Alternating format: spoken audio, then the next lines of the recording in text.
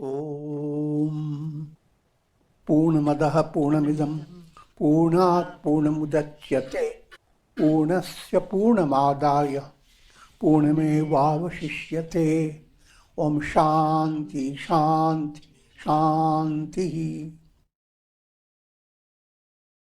Om Brahmanandam Param Sukhadam Kevalam Gyan Murtim Dvandvatitam Gagan Sadrisham Tattvamasyaadi Lakshyam Ekam Nityam Vimalamachalam Sarvadhi Sakshi Bhutam Bhavatitam Trigunarahitam Sadgurum Tam Namam Om. Adoration to Sadguru, who is Brahman, the giver of supreme bliss, embodiment of pure consciousness, one without a second, vast as the ether, infinite, eternal, beyond the three gunas and their modifications, the supreme preceptor. Yoga Vasistha in Upashama Prakarana, section 51.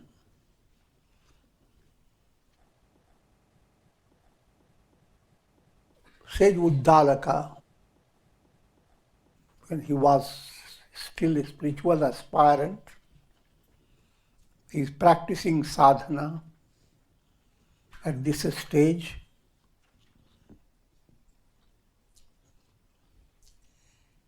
He is reflecting upon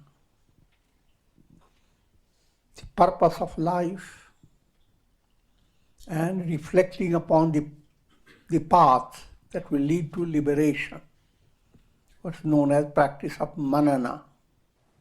Having renounced external and internal contacts, often his mind became immersed in a state between the darkness of ignorance and the light of the self, and he experienced a long, lingering state of inertia. His experiences are being presented to you for your benefit.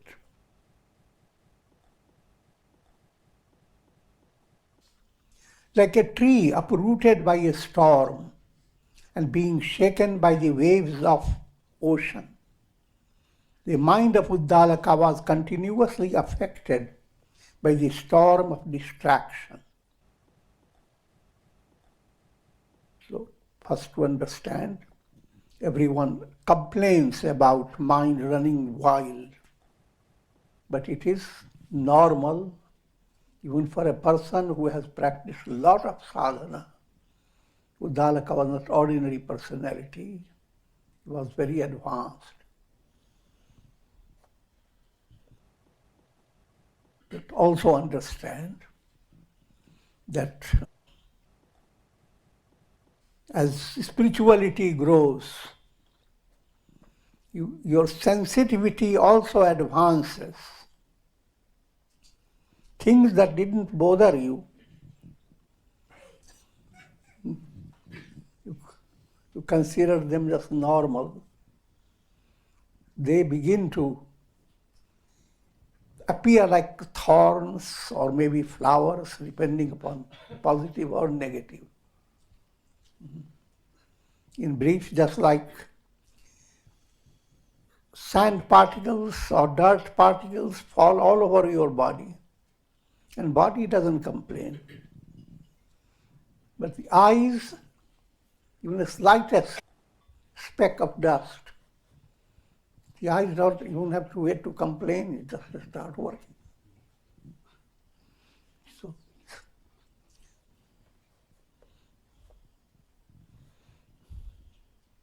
So what is not a problem for your body is a problem for the eyes.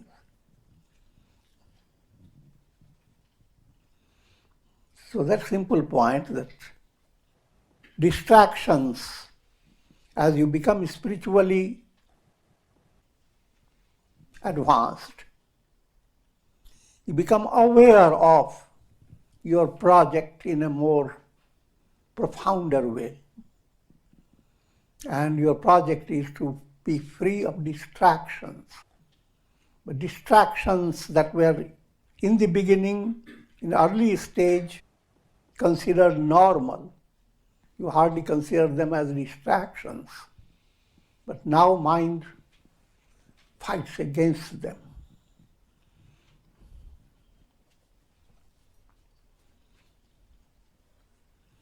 To just understand, when we talk about distraction, there are three obstacles to liberation. Mala, gross impurities. Vikshepa, subtle impurities that cause mental distractions. And avarana, that's ignorance. So early state of sadhana, you are trying to control your anger, your hate, things that are easy to understand. As you move, advance, you want to go into the roots of those impurities, subtle impressions of the subconscious. They didn't bother you before, but now they bother you. You begin to develop awareness of it. So try to understand that point. And that's in relation to sage Uddalaka, who is fighting against mental distractions.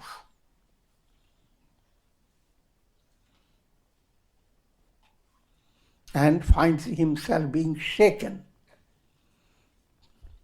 by the waves of cravings in the ocean of the world process, or allegorical, the world process, living the life that you live day by day, without sadhana, without spiritual, gaining spiritual insight, without satsanga.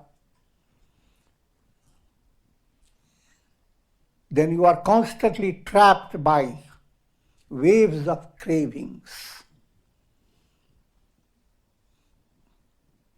Mind goes on figuring out what you want. And there is always internal sense of being incomplete. And your mind says that internal sense of emptiness will be fulfilled. Just get that, what you get waffles in a big see that is well drenched with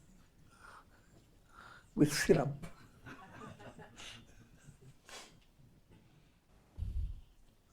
Then Sri Uddalaka took recourse to a cave of the mountains for the intensive practice of meditation on the self.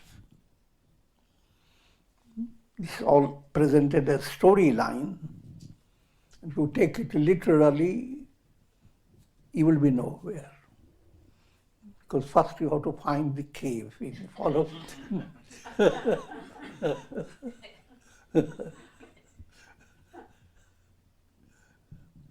But as I have also explained before, while living your daily life in such a way that you find an inner space opening within your own heart,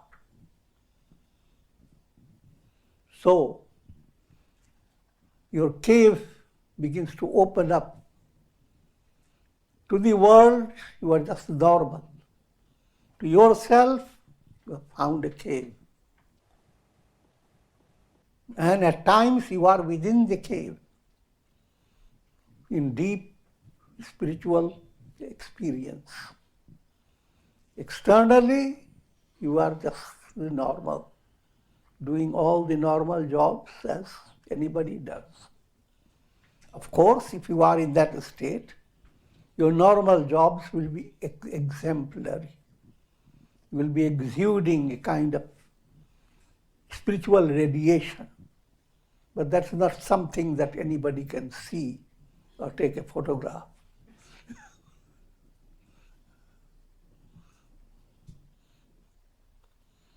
So finding the cave, and that points you how we highlight the term cave In order to find the cave within your heart, you need to have a guru.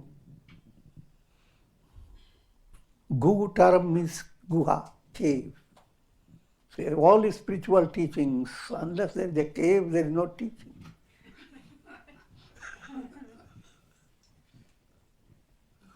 So you don't go into the mountains for cave. Under Guru's guidance, Guru means one who leads you, one who illumines the cave of your heart.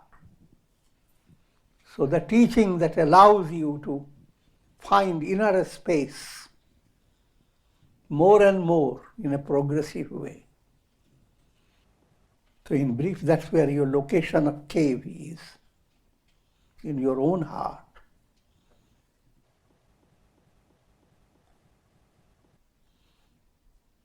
It was located in an enchanting scenery of nature. If you find that cave within your own heart, your bhavana, your feeling begins to undergo purification.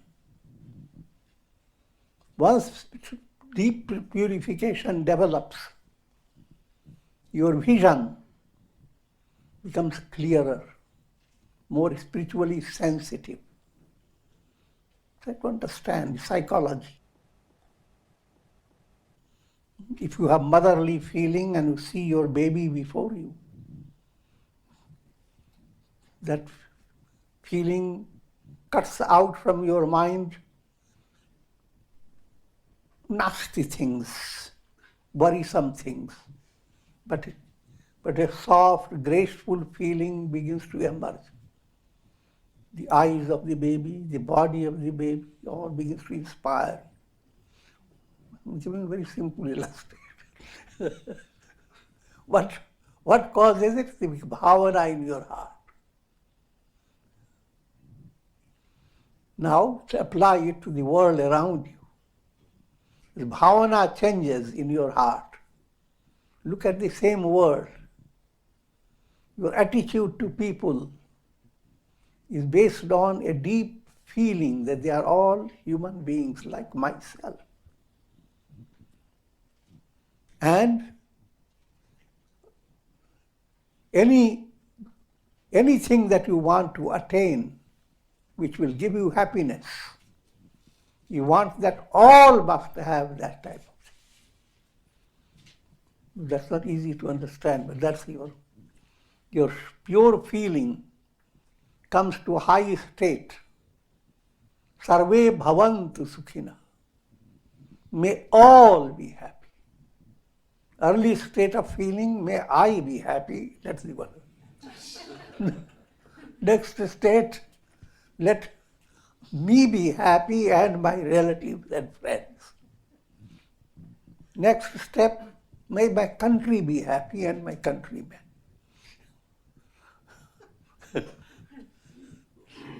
Next, may all human beings be happy. Next, not all human beings, all animals and birds. All lives be happy. So you can understand what we mean. And in order to do that, you don't go outside to change things. In your own inner, in your feeling, in your understanding, great changes begin to come. And as changes come, as if you were to have changed your eyeglass. Put coloring to it, everything gets colored quick.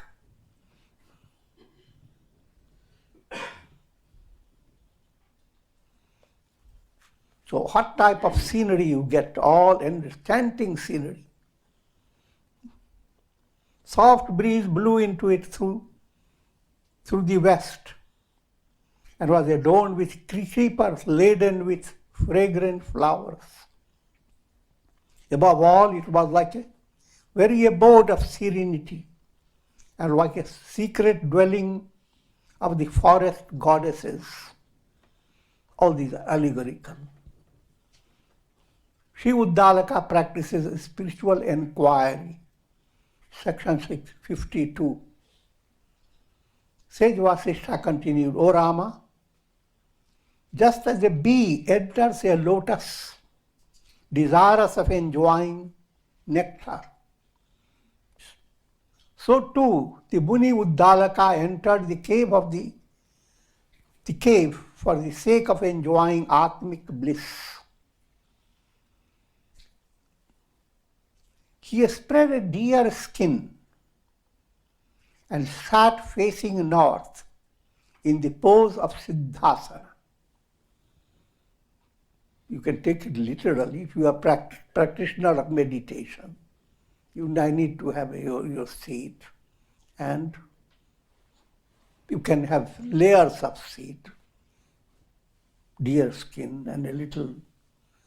The old style was first some pusha grass, then a deer skin, and so forth. It's all ritual-based description. But from sensitive, advanced point of view, starting point, that's perfectly okay. You have to have certain seat and certain order about it. But if you are advanced, your meditation is not dependent upon your finding a seat. If it is not a deer skin, then you can't feel happy at all. It's not dependent on it.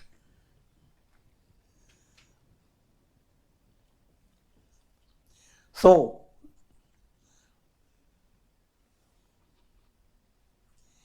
simple point to understand, if you are advanced,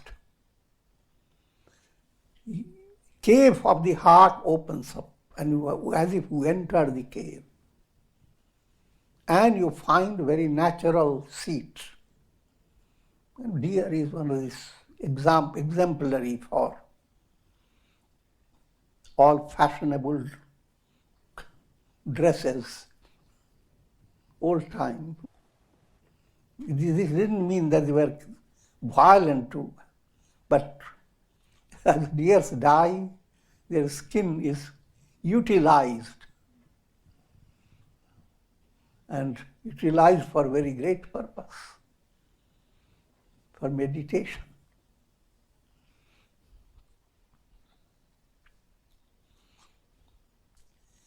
Facing north,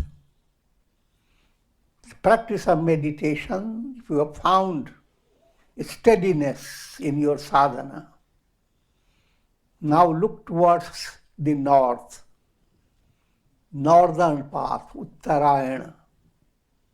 You should not look anywhere else. That's your, just to remind you, northern path means Agni Jyoti Aha Shukla. Agni, Vairagya you develop. Jyoti, Vivek, knowledge that separates the self from the not self. And Vairagya and Vivek begin to develop. Every day becomes a purposeful day. It doesn't go wastage. And therefore it's called aha. It is a certain delight about it. And then you begin to experience in the firmament of your heart has been put like allegorically like the sky. Firmament of the heart. Moon begins to wax. How does it look, the sky? The moon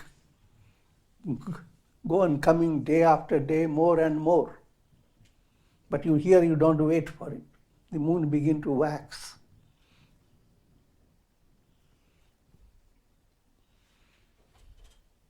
Then you don't live within the confined consciousness. Circle of consciousness now expands beyond practical reality. That's called Uttarayana, allegorically described as increasing daylight. Period of the day goes on increasing. 6 months. That increased movement, which ultimately comes down to a state where daytime is longest. That's called Uttarayana movement. It has nothing to do with practical daylight, etc. It is allegorically describing your consciousness goes on expanding until it becomes infinite consciousness. That's the sun. Attain light of lights. That's the northern direction. But if you are aiming at worldly attainment, then it is southern direction. Dakshinayana. And you begin with smoke, dhum, rak, and smoke leading you to darkness and so forth. I'm not touching that now.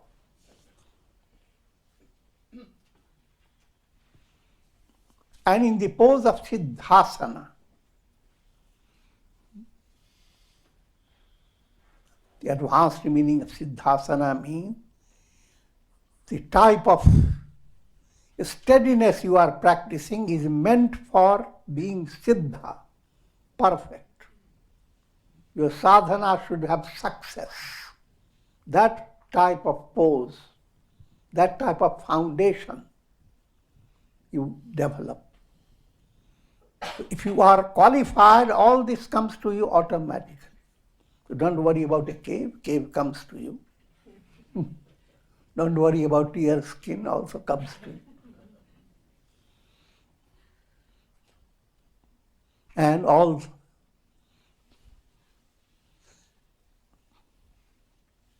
the stages I have described, they become possible. Sri Uddalaka reflected thus. So now he is in the setting, well set in a cave, on a meditation seat, and everything is put in order. What else should he do? Sri Uddalaka reflected thus, O foolish mind, what have you to do with the thoughts of the worldly objects? Now what is he doing is called Atma Chintan. What is the nature of the self?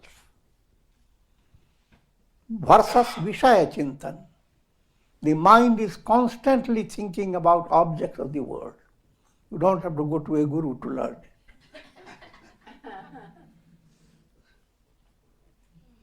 Vishaya Chintan is the disease, root disease, bhava vyadhi, the disease of the world process.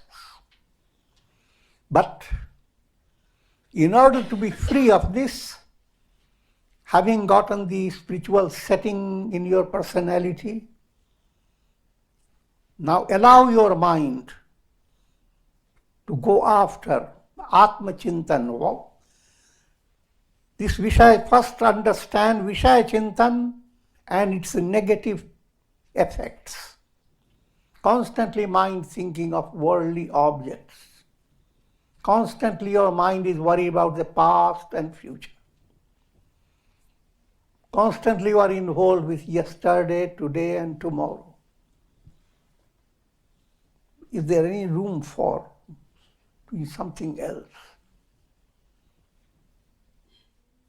So first understand the negative effect of Vishaya Chintan. Those who run after worldly enjoyments are like the dull-wits who, having renounced the nectarine Mandara forest, runs into the forest of poisonous trees. So you have the big Mandara forest where every tree gives you heavenly medicinal nectarine fruits. You will be so nourished the mind will be blown away. If you're too nourished, your body will be blown away.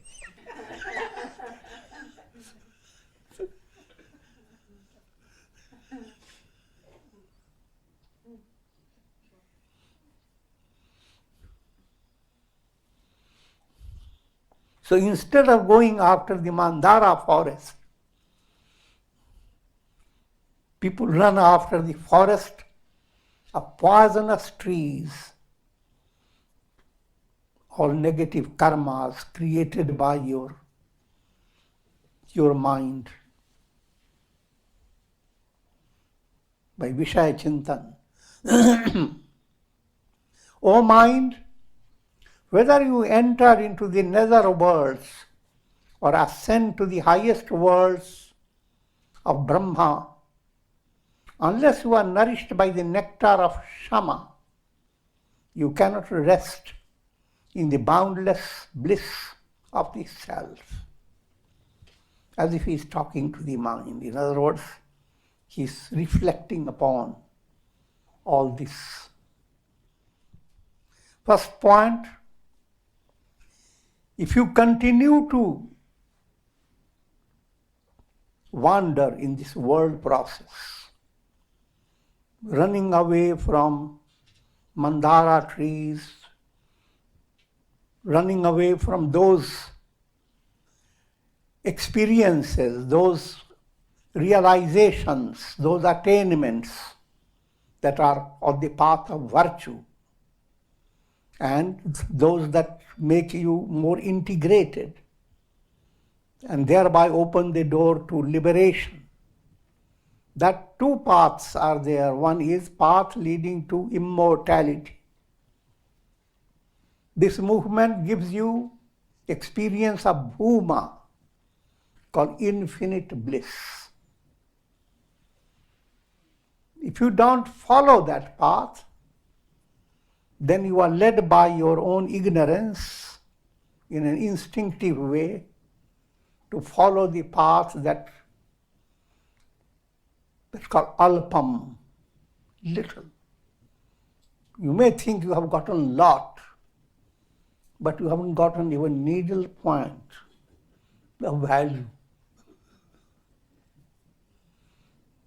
Simple illustration, in dream, suddenly your luck opened up without the need of a lock. And you tumble upon a vast treasure. You're looking out who will help you to carry all these wonderful things. But suddenly a door opens in your dream and you wake up. And you have gained nothing. So even while you are looking at your treasure, holding the valuable things in your hands, very feeling joyous, actually you are having nothing. Even the one who is holding all this in dream is not you. Figure that out.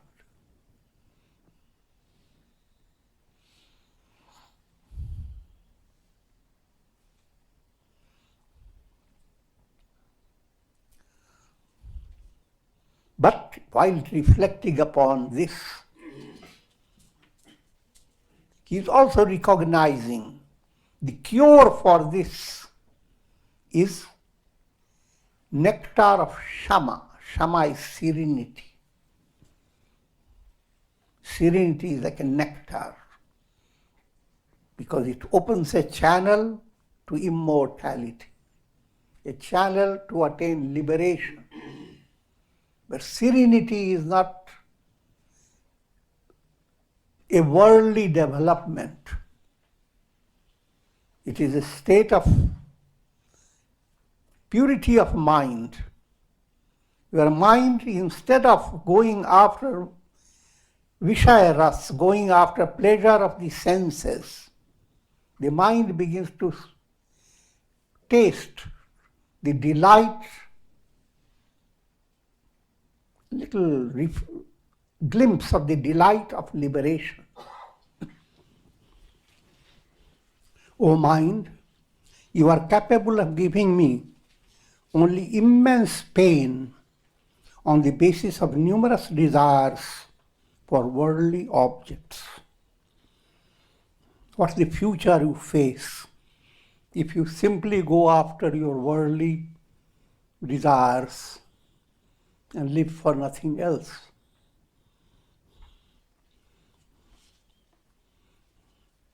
And that's unimaginable. Even one lifetime of any individual, that also is, there is no partiality. All individuals, think of all the challenges you have faced from your babyhood to now.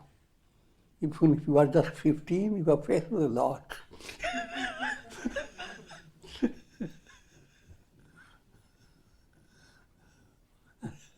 And think of coming back again and again.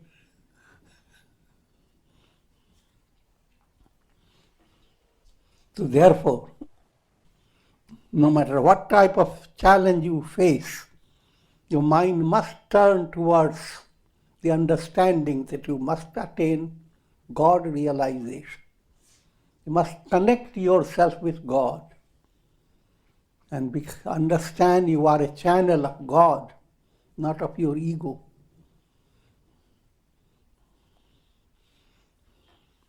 But that's easily said, but that's what all the religions present, that teaching, the subtle teaching behind all religions is to attain God realization. God realization, realization of the truth.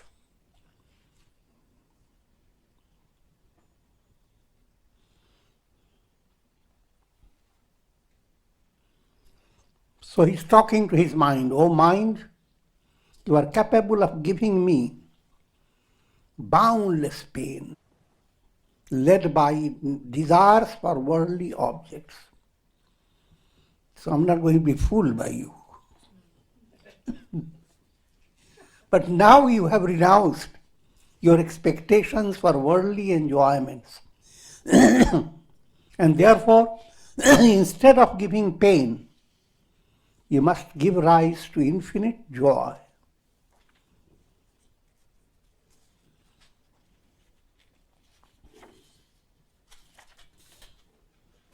O mind, as long as you are involved in acquiring objects that give pleasure and renouncing objects that give pain, so long you cannot enjoy spiritual bliss. Much of your sadhana is talking to your own mind and making its mind graciously cool.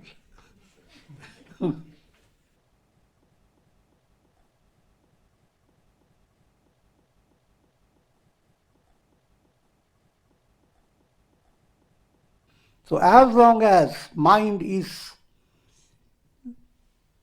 allowing itself to be shaken by pleasure and pain and doesn't have any other goal, that's what happens day by day. Raga, dvesha, loving situations, loving objects arise, and your mind goes after contacting those objects, holding them, possessing them. And then along with it comes things that are like thorns and things that cause dislike, aversion, and you constantly want to move away from those things. Again, simple said, the reality is you don't even know what to hold on to and what to dispel, throw away.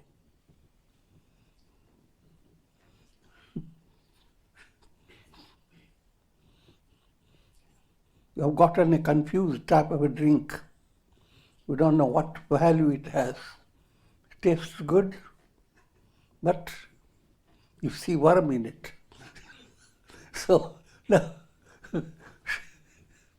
should you drink it? Should you throw it? When you didn't see the worm, it was wonderful. It was warm. It was warm.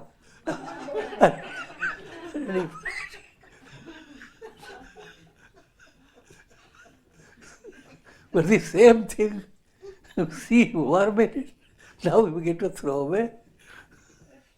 So object of your raga dvesha is not same object. Same object can cause raga, same object can cause dvesha.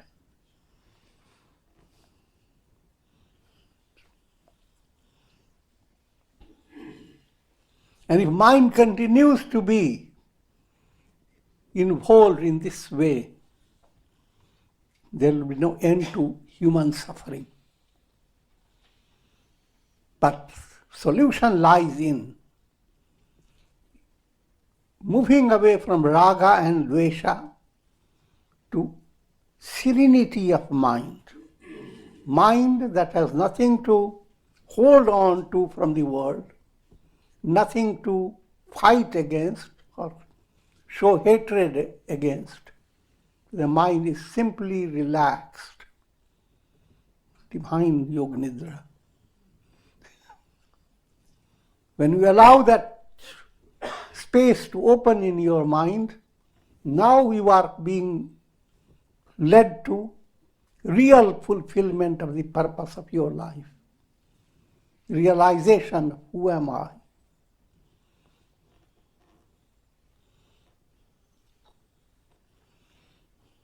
O mind, you have wandered in this world like a foolish frog, confined to the pit of the limited personality. Look at a frog in a little ditch of muddy water, putting its mouth up and croaking.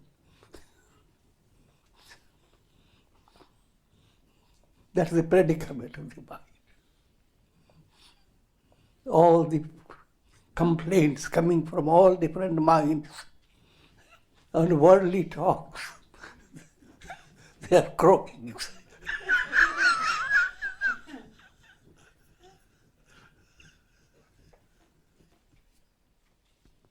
You can continue to croak in vain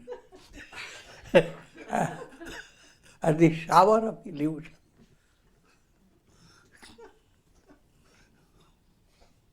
What you think negative or positive, they didn't happen. Your mind creates the drama. Your nervous system, just like same energy coming to your defective computer, it distorts all messages. And if you are seeing a drama, distorts faces. Small teeth become big teeth.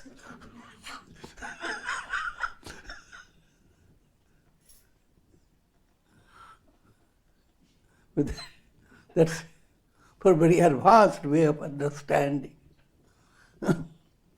All vritti-based experience is in the realm of Maya, because they cannot be permanent.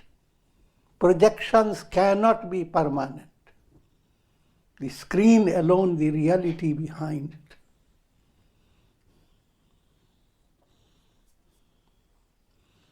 But if you continue to be involved in projections, your predicament like a frog, trapped in muddy water, dirty water, and very happy croaking.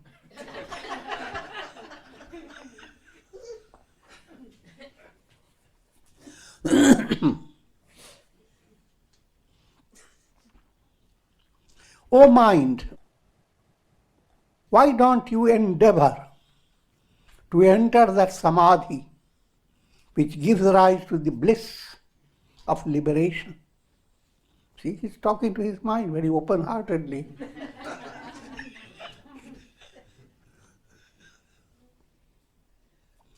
Why do you pursue the world of sound, which is caught like a deer attracted to the sound of bells?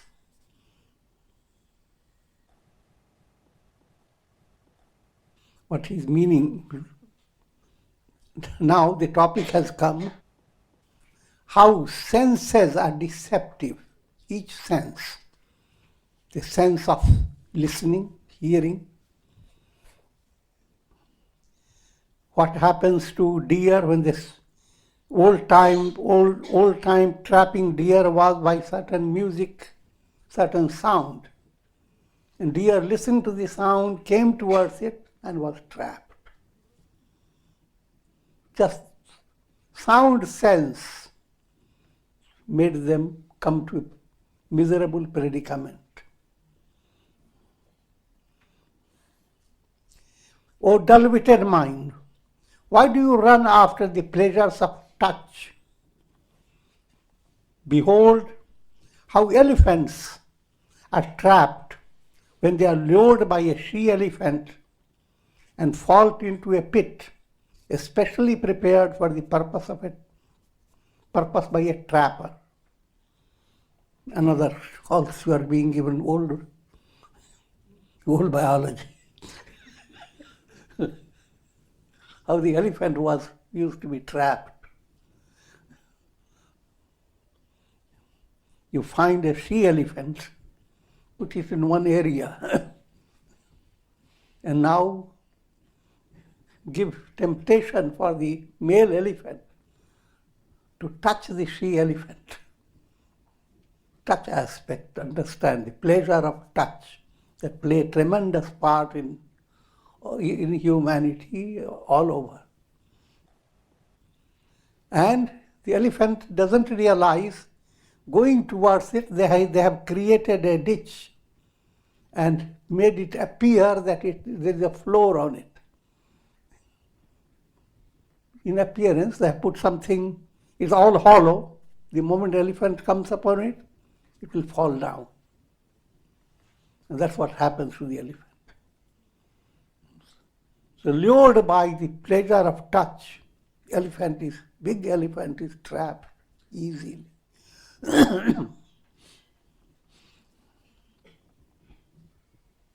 O foolish mind, why do you run after objects of taste? It is because of taste that so many fish are pathetically caught by fishermen. Each one is being sampled or given. Now, about the tongue. How fishes, so happy, etc. Now they are shown baits, some temptation of tasty bait for them. And they go after it and they're trapped. Fishermen catch them. O ignorant one, why do you run after the pleasures of sight? See how, due to the senseless attraction to light, moths are utterly destroyed. Here the illustrator, how the moths, they're so fascinated by light. Their eyes begin to shine and they go after any little flame. And you know what happens after. Your residence cleaner cleans them up. I'm joking, but the moths are destroyed because they are drawn to light. This is the negative experience brought about their eye sense. O childish mind, do not run after the objects of smell. A black bee intoxicated by fragrance continues to linger in a lotus bloom, then what harm is there? And is mercilessly trampled by an elephant.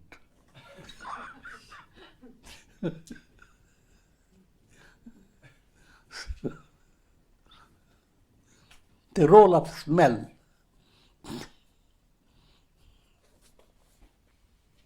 O dull-witted mind, see how these creatures, led by a single sense, lose their life. The deer by sound, elephant by touch, moth by sight, fish by taste, black bee by smell.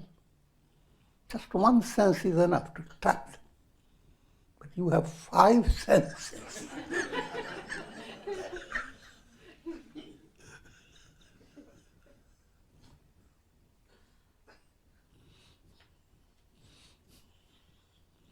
See how much more disastrous it would be if you allow yourself to be dominated by all these 5 senses. O mind, just as a silkworm creates its own bondage, in the same way you have woven the fabric of vasanas. The role of vasana is described just like a silkworm creates such soft fibers and gets trapped, and human beings go after them. They get the silk. Your mind creates vasanas. Vasanas are so subtle and soft, they sit in your unconscious, bothering you. Doesn't bother you at all. But they have created a trap. And you get trapped by your own vasanas. First, you need to purify yourself by karma and upasana. Now, the summary of what is the resolution? The resolution is mala, karma, upasana, and jnana. 3 paths given by the Vedas. Karma is a path of rituals as well as a path of action. When karma is adopted as your spiritual goal, karma becomes karma yoga. Upasana term contains 2 things, devotion and meditation. Devotion becomes bhakti yoga, meditation becomes Raj yoga or Dhyana yoga. And Jnana Marga is Jnana yoga. In other words, 4 yogic movements, karma, bhakti, dhyana, jnana,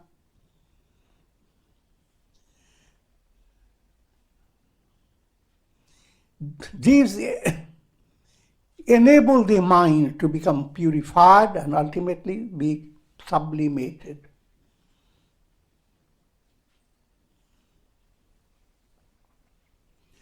You should take recourse to listening to the spiritual reflection, listening to the scriptures, practicing reflection and meditation until the rising sun of wisdom enfolds you within the radiant light. He's talking to his own mind. This is your plan. Practice integral yoga until you are illumined. O mind, you know very well that your inclination towards the object of the world will lead you to the repeated experiences of birth and death. You know that you will be led to the heights of heavenly enjoyments as well as to the depths of hellish sufferings. If you don't attain realization, then you have 2 choices. You can experience hellish suffering, depths of hellish suffering, not ordinary hell, and heights of enjoyment, bhoga. Heaven and hell both are waiting for you. Hell has created a ladder, so you can climb down.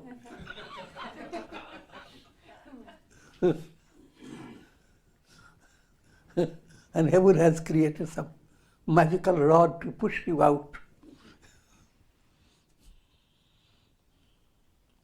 If you do not give up this humiliating tendency, you will forever be immersed in misery.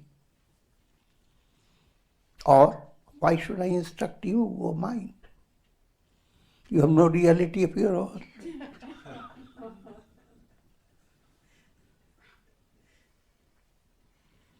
How can we exist without the self?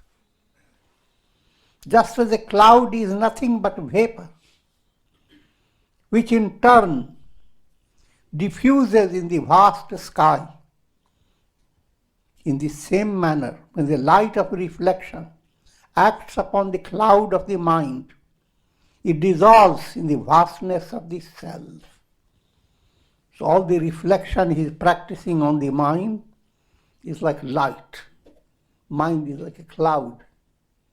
And the rays of light entering a cloud losing the moisture, what happens?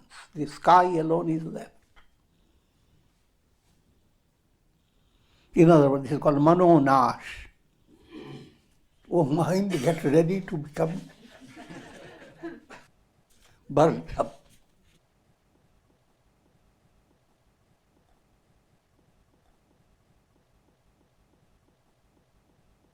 Oh mind, why should I instruct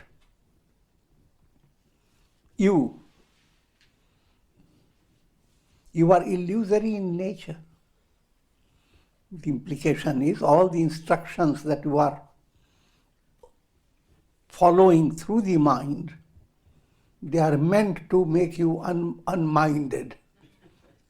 They are meant to blow the mind away. Big trick.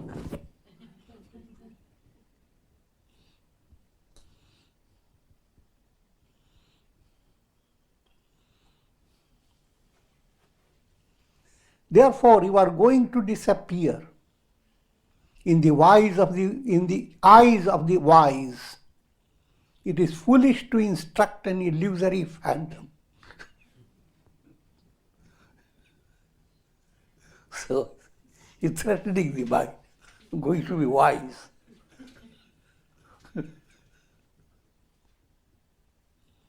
O mind, you who are the sustainer of the illusory ego self, I am not associated with you in any form. I am the self-effulgent Atman. This is what called internal inquiry, chintan, Atma-chintan. Recognizing the role of your own mind, understanding that real you don't need the mind. Illustration, in deep sleep, you are not operating with your normal mind, and you are not missing it. Rather, if you don't sleep, then you complain. If you don't get away from the entire world, even for a short while, you feel restless and miserable. In brief, what is being led to understand that there's a deeper part of you. You are not the body, not the mind. The real you is the absolute self, Brahman. The real you is one and absolute, not in many terms, non-dual.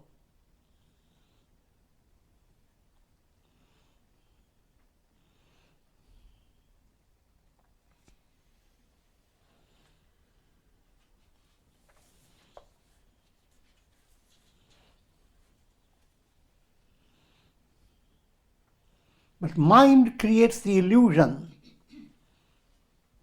of ego self. Mind-born concept twists your spiritual identity. Instead of understanding I am the self, the I am in you is egoism. That all that now you devote your time, how to make the egoism look bigger, more inflated, more powerful. That's what the whole world is. All the drama goes on. Everybody is trying to prove how great am I.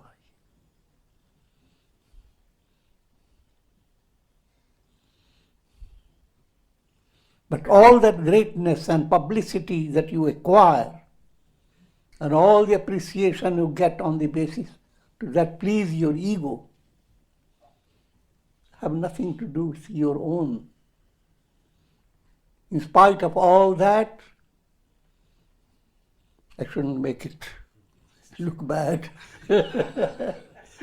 You age. Sometimes you lose your mind, even when you are alive. And all this slips away.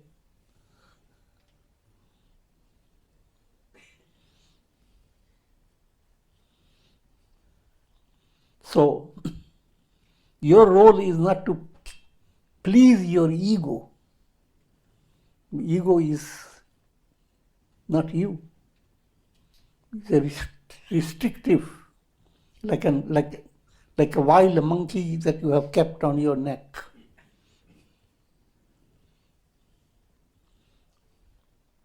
But this doesn't mean that you can shed the ego like that. You can tame the ego. When ego becomes sattvic, it listens to manana talk and understands. You tell your ego you are not real. Ego says, all right.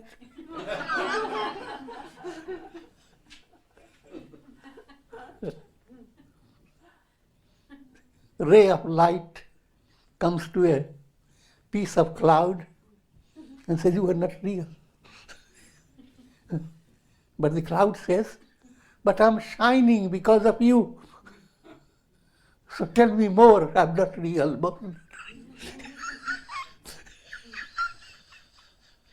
I like your talk.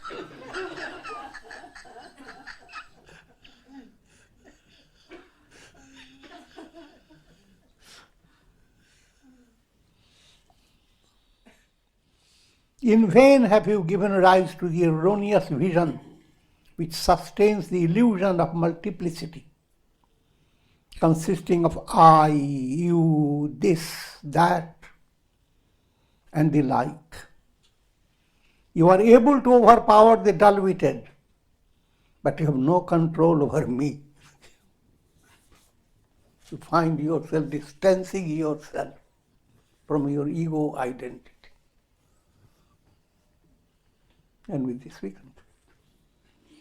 Om Trayambakam Yajamahe Sugandhim Pushtivardhanam Urvarukmiva Bandhanan Mrityor Mukshiyamamritat Sarve Bhavantu Sukhina Sarve Santu Niramaya Sarve Bhadrani Pashyantu Ma Kashchid Dukhabhag Bhavet Asato Ma Sadgamaya Tamaso Ma Jyotirgamaya Mrityor Ma Mritam Gamaya Om Purnamadaha Purnamidam Purnat Purnamudachyate Purnasya Purnamadaya Purnameva Vasishyate Om Shanti Shanti Shanti.